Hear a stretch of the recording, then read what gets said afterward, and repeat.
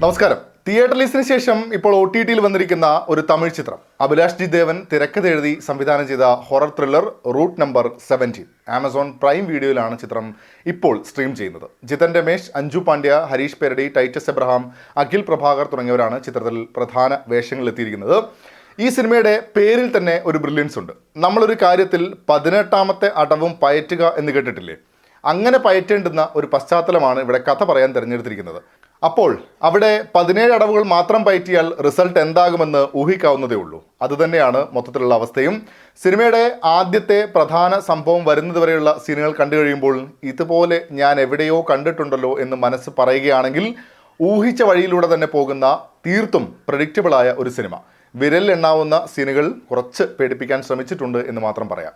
ഒരു ഫോറസ്റ്റ് ഏരിയയിൽ നടക്കുന്ന ചില അസ്വാഭാവിക സംഭവങ്ങളിലൂടെയാണ് ചിത്രം തുടങ്ങുന്നത്. ആ ഒരു സ്ഥലത്തിന് എന്തൊക്കെയോ പ്രശ്നങ്ങളുണ്ട് എന്നൊക്കെ പറയപ്പെടുന്നു, അല്ലെങ്കിൽ ദുരൂഹതകളുണ്ട് എന്ന് പറയാം.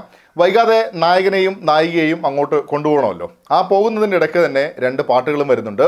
നായകനും നായികയും അങ്ങനെ അവസാനം അതുവഴി പോകുന്നു. തീർച്ചയായും എന്തോ അപകടത്തിൽപ്പെടും. അത് എന്തായിരിക്കാം എന്നത് അപ്പോൾ പറഞ്ഞാൽ ശരിയാവില്ലല്ലോ. അതിൻ്റെ ഒരു മിസ്റ്ററിയൊക്കെ അവിടെ കൊണ്ടുവയ്ക്കുന്നു. ഒരു സൈഡിൽ കൂടെ പോലീസ് അന്വേഷണം.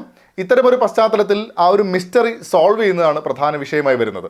അത് ഇൻട്രസ്റ്റിംഗ് ആണെങ്കിൽ കാണുന്നവർക്കും ഒരു രസമൊക്കെ തോന്നും. പക്ഷേ ഇവിടെ ആ ഒരു ആകാംക്ഷ ഇല്ല എന്നതാണ് പ്രധാന പ്രശ്നമായി അനുഭവപ്പെട്ടതും. പലതും കാണിക്കുന്നുണ്ട്, പല രീതിയിൽ എന്തൊക്കെയോ വലുത് സംഭവിക്കുമെന്നൊക്കെ പറയാൻ ശ്രമിക്കുന്നുണ്ടെങ്കിലും കാര്യമായി ഒന്നും തന്നെ സംഭവിക്കുന്നില്ല സിനിമയിലുടനീളം.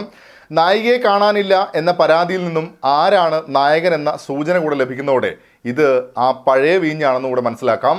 അവതരണത്തിൽ പഴയ കുപ്പിയാണെന്ന് തിരിച്ചറിയുകയും ചെയ്യാം.